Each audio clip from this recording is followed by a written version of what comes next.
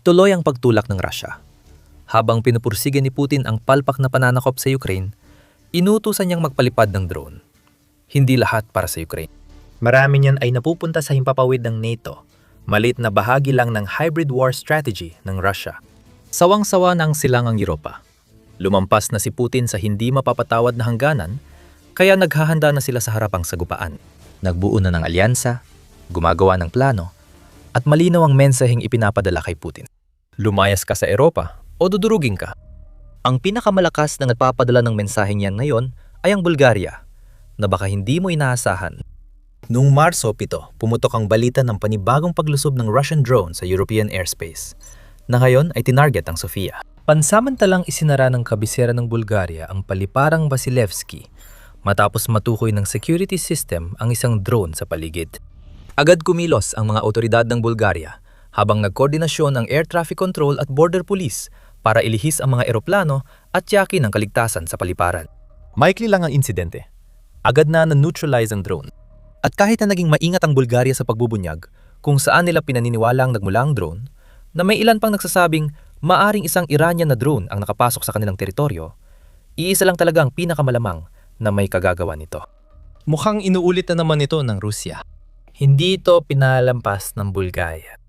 Alam nito ang naranasan nito nung unang bahagi ng Marso ay maliit na bahagi lang ng hybrid war strategy na mas malalim at matagal nang nagaganap kaysa sa inamin ng marami sa Europa. Nakikipagdigma na talaga ang Russia sa Europa, hindi lang sa tradisyonal na paraan. Pinakahuling biktima ang Bulgaria. Tatalakay natin ang hybrid na estratehiya ng Russia mamaya. Narito muna ang sagot ng Bulgaria. Hindi lang pansamantalang pagsara ng paliparan ng ilang oras ang ginawa ng bansa. Matapos ang insidente ng drone, Abalang Bulgaria sa pagtitiyak ng seguridad at pagtatayo ng alyansa. patuloy pa rin nag-iingat sa posibilidad ng pakikialam ng Iran. Inanunsyo ng bansa ang mas pinaigting na kooperasyon sa Gresya, na isang kaalyado sa NATO at isa pang bansa sa silangang prente na lubos na nakakaalam kung gaano kapanganib ang hybrid warfare. Magpapadala ang Gresya ng F-16 fighter jet at Patriot air defense system sa kanilang teritoryo para tumulong magbantay sa himpapawid ng kalapit na bansa sa Hilaga matapos hilingin ng Sofia. Muling kinumpirma ng Bulgaria ang suporta sa Pearl Initiative, kung saan maaring bumili ng armas ang mga bansang kasapi ng EU at NATO mula sa Estados Unidos para magamit ng Ukraine sa pagtatanggol ng teritoryo nito laban sa Russia. Makikita nating nabigla ang bansa at napilitang kumilos, kaya naging seryoso ang kanilang tugon. Bukod sa muling pagsuporta sa Pearl Initiative, nagpadala rin ng malinaw na mensahe ang Bulgaria kay Putin na ang kanyang hybrid warfare tactics ay hindi kinatatakutan ng Bulgaria at nagdulot pa ng kabaliktarang tugon sa layunin ni Putin. Imbes na magpanik o matras, pumirma ang Bulgaria ng 10 taong kasunduang depensa kasamang Ukraine. Inanunsyo noong Marso, 30 ang kasunduan ay magdudulot ng pakikipagtulungan ng Bulgaria. Isang pangunahing tagagawa ng armas ayon sa Le Monde, sa Ukraine sa paggawa ng mga drone at iba pang sandata. Binubuksan nito ang pinto sa magkasanib na produksyon sa Bulgaria at Ukraine ayon kay Pangulong Volodymyr Zelensky. At ang tagal ng kasunduan ay para maayos ng dalawang bansa ang kanilang proseso. Maaring totoo ito. Gayunpaman, ang isang kasunduang tatagal ng 10 taon ay isa ring mensahe kay Putin na naniniwala ang Bulgaria na mananatiling isang soberanong estado ang Ukraine sa mahabang panahon. Kailangang matalo ang Russia sa Ukraine para mangyari yon. Pinagmamasdan ni Putin kung paano tumugon ng isang dating kasapi ng Soviet Union sa kanyang hybrid warfare strategy sa pamamagitan ng pagpapatibay ng ugnayan nito sa bansang gustong ilayo ng Russia sa Bulgaria. Magkakaroon ng partnership ng mga kumpanyang pangdepensa at kooperasyon ng Bulgaria at Ukraine sa antas ng pamahalaan. Akala ng Russia at ng mga kaalyado nito na ang pagpapadala ng drone sa Sofia ay magdudulot ng pagkakabaha-bahagi at pananakot. Ang nagawa lang ni Putin ay magdulot ng mas matatag na alyansang laban sa Russia. Kailangan ng Europa at NATO ng ganitong alyansa ngayon. Ang drone sa Sofia ay isa lang sa maraming halimbawa ng pakikidigma ng Russia sa Europa. Sabi ng Center for European Policy Analysis, CIPA, sa ulat noong Marso, 31 nakikita ngayon sa Europa ang tila walang katapusang tagong digmaan. Ayon dito, hinidalang tagamasid ang Europa sa digmaan sa Ukraine at agresyon ng Russia. Target ito ng sistematikong kampanya ng Russia para buwagin ang estruktura ng Europa at magdulot ng kaguluhan sa mga bansang banta sa layunin ni Putin na muling buuin ang imperyong Ruso. Walang mga misal na lumilipad at hindi sinasalakay ng mga puwersa ng Russia ang natitirang bahagi ng Europa gaya ng ginagawa nila sa Ukraine.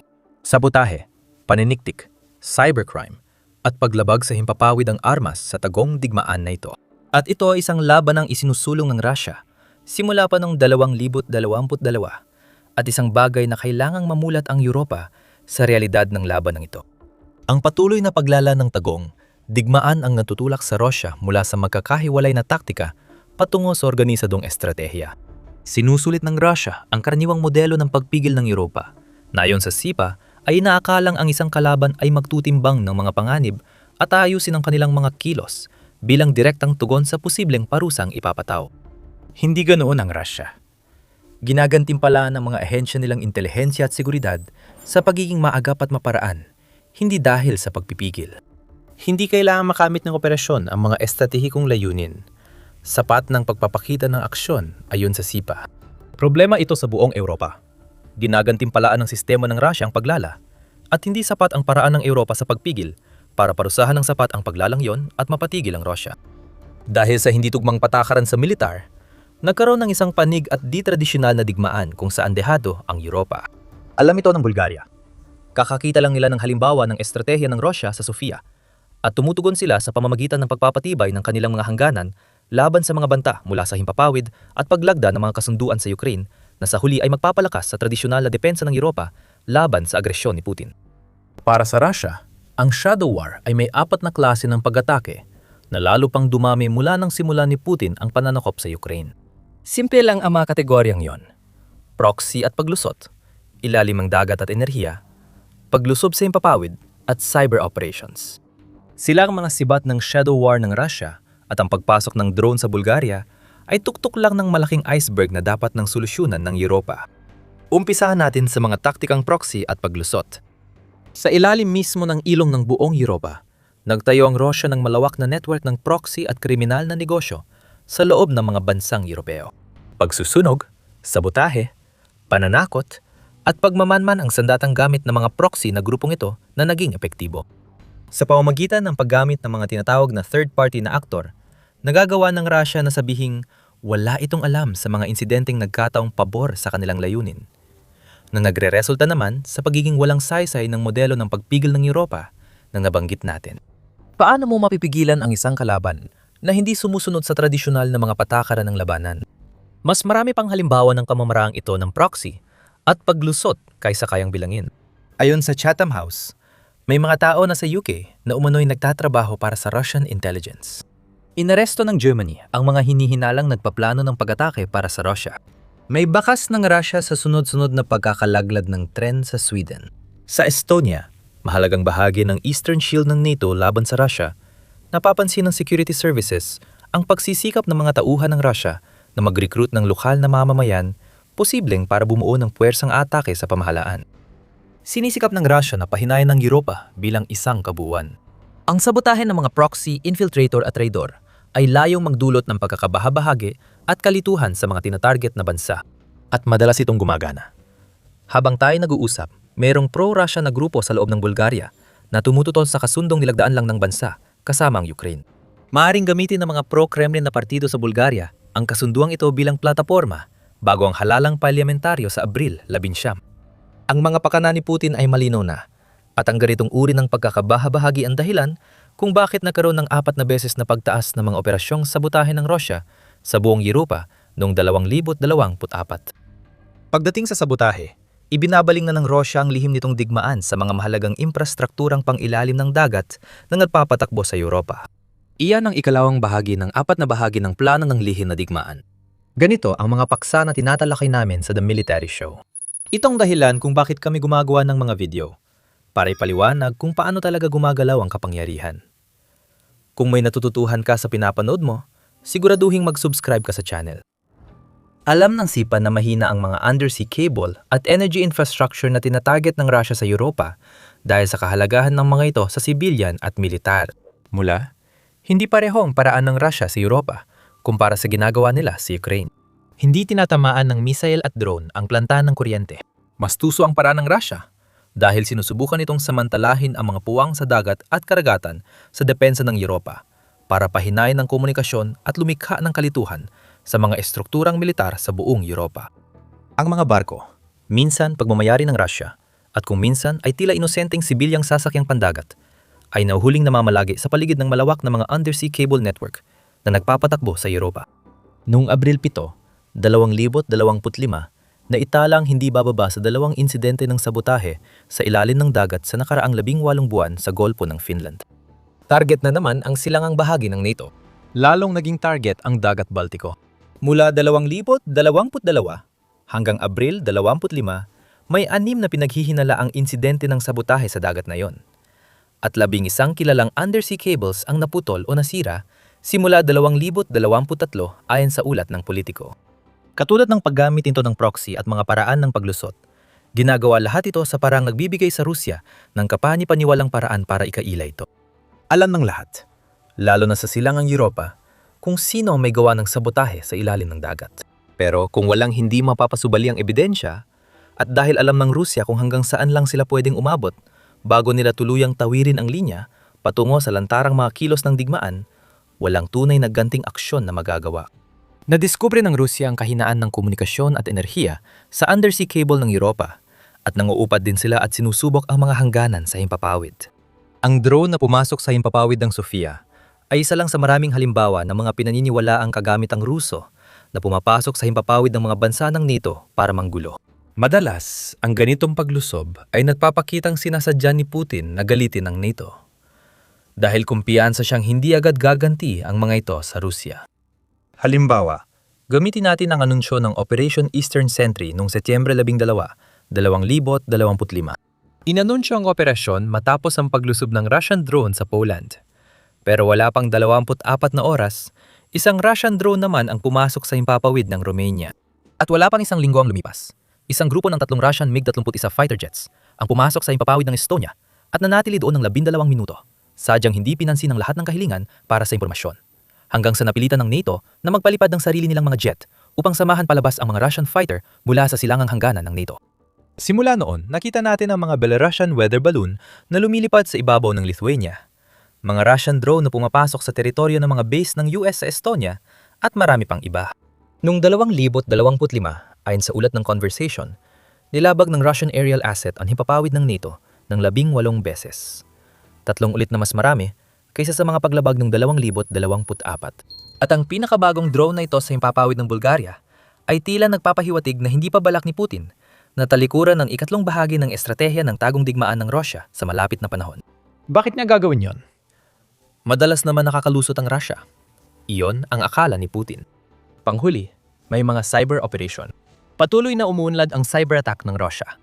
Dati, tinututukan nila ang IT sa pangkalahatan. Pero ngayon, mas nakatuna sila sa operational systems, gaya ng energy grid at transport network. Mahalagang kasangkapan ng Russia ang disinformasyon sa cyber. Sa pamamagitan ng pagbaha ng social media gamit ang mga bot at peking account, nagagawa ng Russia na manipulahin ang isa sa mga pangunahing pinagkukunan ng impormasyon ng marami upang maimpluwensyahan ng mga eleksyon at gabayan ang opinyon ng publiko sa labas ng kanilang sariling teritoryo. Ang irony dito ay pinipigilan ng Russia ang malayang pag-access sa internet sa loob ng kanilang bansa. Kahit na sinasamantala nila ang ganitong uri ng access upang ipalaganap ang agenda ni Putin sa ibang lugar. Ipinapakita ng King's College London ang lawak ng mga cyber na hakbang na ito. Mula Nobyembre 2020 hanggang Nobyembre 2024, naitala ang 505 insidente ng dayahang manipulasyon at panghihimasok sa impormasyon. Ang mga insidenteng iyon ay kinasangkutan ng 25 plataporma, tinarget ang 70 bansa, kinasangkutan ng 300 at 22 organisasyon. Ginamit ang 38,000 channel at nagresulta sa paggawa ng 68,000 piraso ng nilalaman.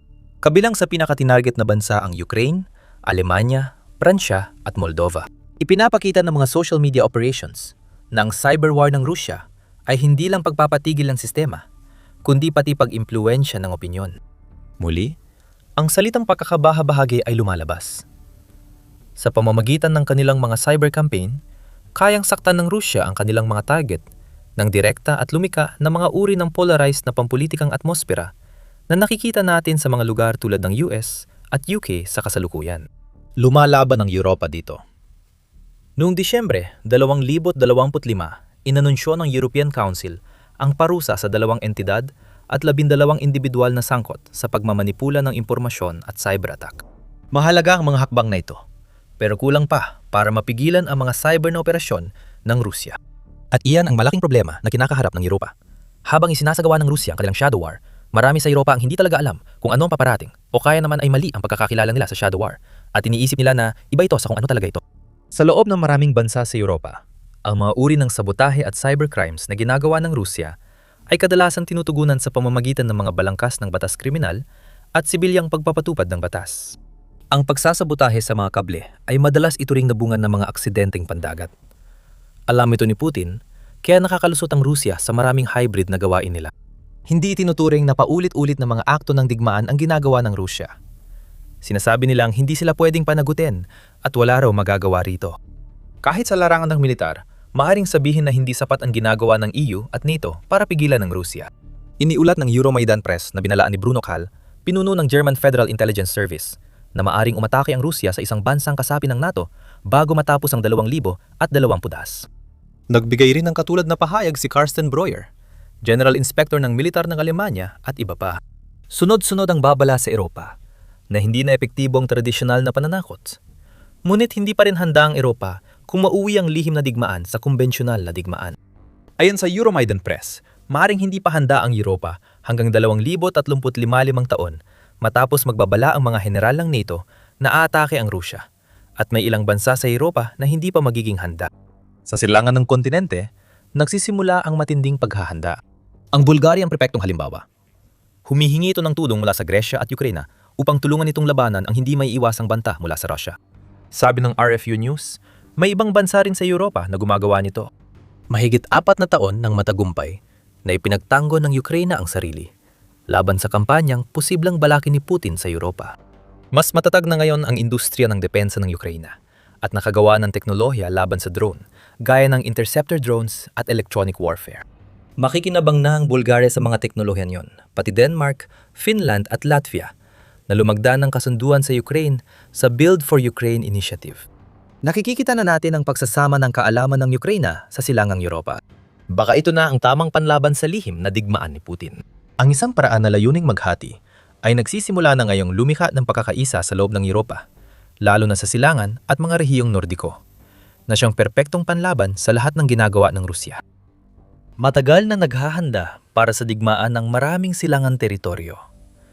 Ngayon pa lang nagigising at naghahanda ang Bulgaria sa banta ng Rusya. Sa Latvia, binubuo ang isang NATO battle group na nakasandig sa isang brigada ng Aleman at magiging handa pagsapit ng 2027. Ang Poland ay lumitaw bilang isa sa pinakamalalakas na bansa sa Europa. Gumastos ito ng 4.5% ng gross domestic product nito sa depensa noong 2025 na siyang pinakamataas na porsyento sa lahat ng miyembro ng NATO. 54% ng ginagastos nito sa depensa ay napupunta sa paggawa ng sandata kaysa sa sweldo at iba pang gastusin. Malaki ang gastos ng Lithuania, Latvia, Estonia at Poland sa depensa ng kanilang mga hangganan. Makikita natin dito ang pagtatanim ng binhi sa silangang Europa. Habang marami sa kontinente ang nag-aatubili at nagdadalawang isip, na tila laging hindi sigurado kung paano tutugon sa lihim na digmaan, kahit na nagbabala na ang mga general na naghahanda ang Russia na magpatuloy pa, ang mga bansa tulad ng Bulgaria, Poland at ang mga Baltic na bansa ay naghahanda na para sa kanilang pinaniniwala ang darating. Pwede mo ring isali ang Gresya dyan. Ang Bulgaria ay umaasa sa kanyang kapitbahay para sa depensa sa huli. Ang kooperasyon sa pagitan ng mga bansang ito at ang Ukraine ay nasa pinakamataas na antas ngayon. Naglalatag na ng mga depensa at pinakikinggan ang mga babalang hatid ng lihim na digmaan. Nakikisa na ang silangang Europa sa Ukraine. Ipinapakita nito kay Putin na hindi sila natatakot sa lihim na digmaang inilulunsad niya. Handa silang labanan kasama ang Ukraine para durugin ang leader ng Russia at ang kanyang mga ambisyong imperial. Siyempre, inaakala nitong may natitirang hukbo pa ang Russia para gawing kumbensyonal na digmaan ang tagong digmaan nito. Malayo ito sa kasiguraduhan dahil 10,000 sundalo ni Putin ang namatay sa Ukraine. May isang bagay na pumupuksa sa mga tropang Ruso sa Ukraine na hindi pa nangyari noon. At ito ay masamang balita para sa isang opensiba ngayong tagsibol na inaasahang magpapabagsak sa isang bansa na hindi nagpapakita ng anumang palatandaan ng pag-urong sa ilalim ng presyo ng Russia. Maaari mong malaman pa ang tungkol sa mga malalaking kabiguan ng militar ng Russia sa aming video. At kung nagustuhan mo ang video na ito, huwag kalimutang mag-subscribe sa The Military Show para hindi mo mamiss ang mga susunod pa naming palabas. At maraming salamat sa panonood.